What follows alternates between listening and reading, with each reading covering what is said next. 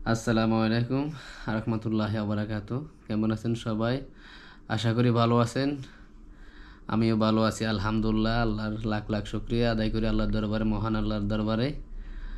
দীর্ঘত আমি আজ প্রায় 15 দিন অসুস্থ। আমি। তো মোটামুটি এখন একটু সুস্থর দিকে আইতেছি।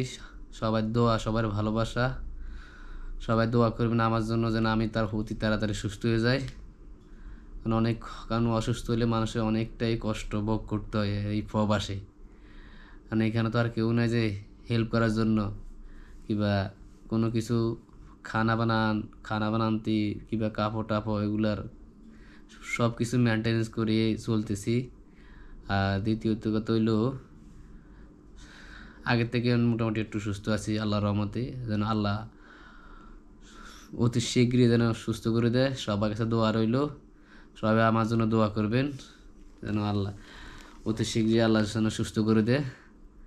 সবার কাছে এই কামনা রইল। আসসালামু আলাইকুম রহমতুল্লাহ বারাকাতুহু।